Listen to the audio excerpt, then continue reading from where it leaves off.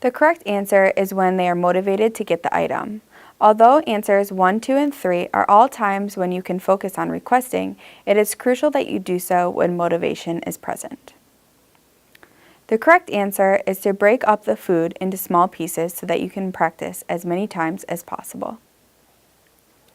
If your child does talk, but his or her words are difficult to understand, it may be more appropriate to focus your teaching on shaping up proper articulation rather than teaching your child to request. Additionally, if the individual is just starting to talk, it is okay to still accept the sign or a picture exchange that they are using before, but additionally require an approximation of the word. Helping your child learn to communicate clearly can also help reduce problem behavior, as more people will be able to understand what they are saying or requesting. When your child says the word incorrectly or not with the articulation that you expect, you can prompt the appropriate vocalization for them to emit. Learning proper articulation is a process, and there are some sounds that are very difficult for young children, such as the initial F, R, and TH sounds that can be quite difficult for a 2-year-old to emit. To shape articulation, start by simplifying words for your child to make simple sounds they can currently imitate or copy. For example, you can teach ba instead of ball, or baba instead of bottle. You should start by picking the sound that the individual is already emitting spontaneously, and then provide lots of praise and reward for appropriately using these sounds to communicate.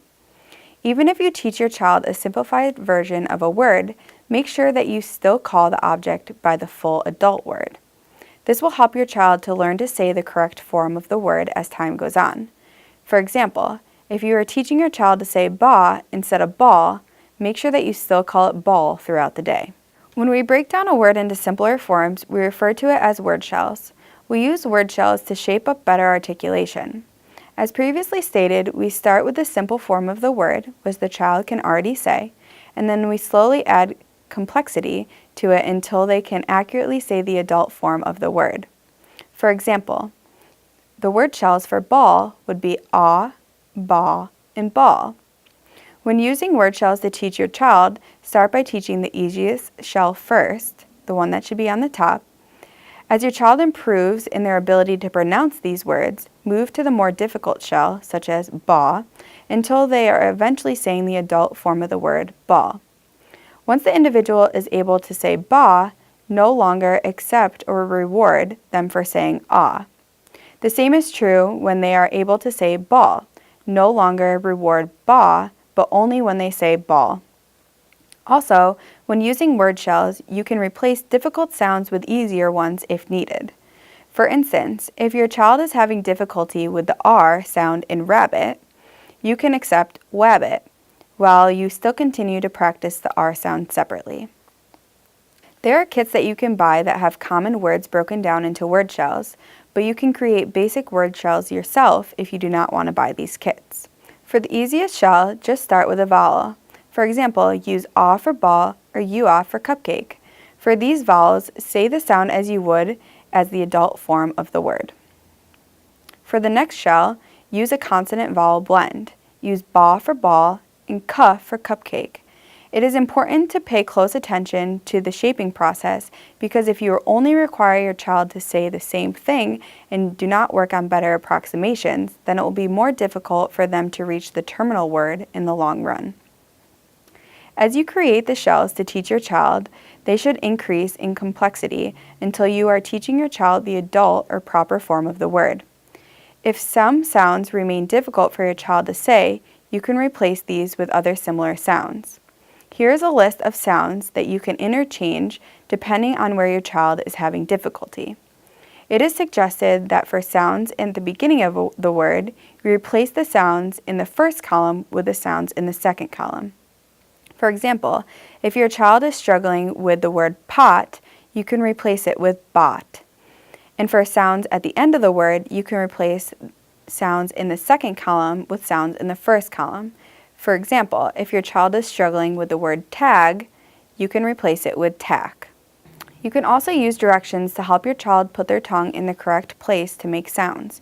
For example, you can tell your child to put their lips together to make the P, B, and M sounds, or to put the tongue up to the roof of their mouth for the T, D, and L sounds, and so on. You can also teach these oral motor movements by modeling for your child what the mouth should look like in certain situations in order to produce appropriate vocalizations. Practicing imitation of mouth movements can be done as fun, silly games of making faces with your child. This will teach them to pay attention to details of how you move your lips and mouth to make certain sounds without seeming like a chore for either of you doing so. You can practice articulation with your child at any time, but a really good time to practice this is when your child is asking for something. In this situation, do not give your child the item until they practice it appropriately, and practicing can take up to 2 or 3 times. If your child says the word correctly during practice, reward them right away with the item that they are asking for. If they are still working on a word shell, try to give them the reward for the most correct word that they say. If after 3 tries your child is not even close to correct, that is okay. Give them the item that they are asking for and try again later.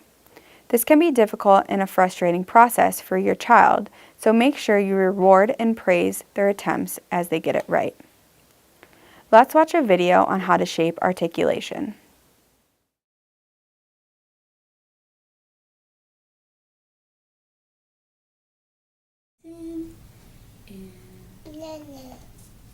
Banana. Banana. Banana. That's better. Banana. Banana. Banana. Whoa, super. Pop. Pop.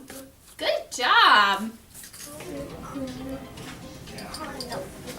What? Say, click on that one. Oh, that one. All right.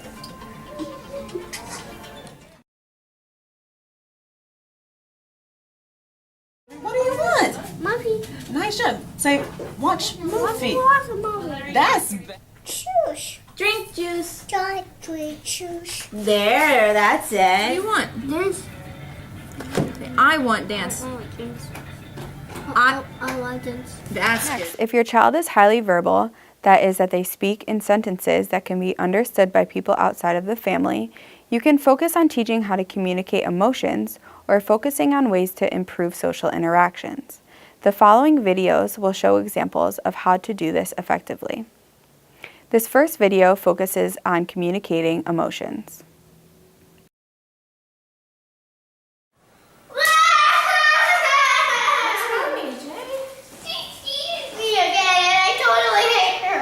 Aw, I'm sorry that she's teasing you, and that must make you feel really upset. Okay. Well, you know what? She's probably doing it just to get your attention. If you ignored her, then maybe she wouldn't do it. Okay.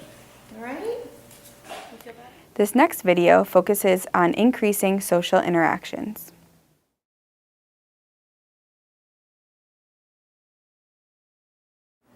Okay, when you see your friend AJ, you could say hi. You can look in his eyes and wave like this and say, hi, AJ. Okay, let me show you. Like this. Hi, AJ. Now you do it. Hi, AJ. Good job.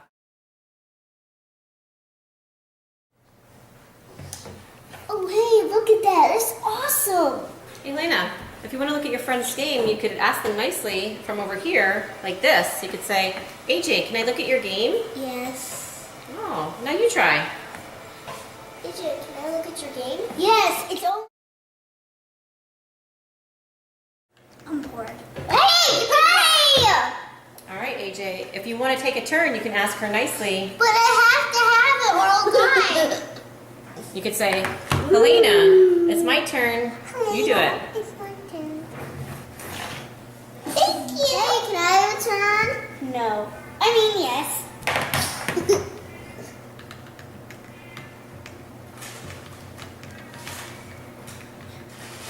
Hey, Helena, it's my turn now. I'll let you have it. Thank you. So, hey, AJ, did you watch SpongeBob today? Hey, AJ, when your friends ask you a question and try to talk to you, you could talk to them about the same thing. So you could say, yeah, I watched SpongeBob today. Did you? Like this. Yeah, I watched SpongeBob today. Did you? Yeah, my favorite is SpongeBob. Tell them who your favorite is. My favorite is SpongeBob too. Did you know SpongeBob lives in Bikini Bottom? Yes, I did. SpongeBob does have a backbone. Now for the last active parent responding question for this module.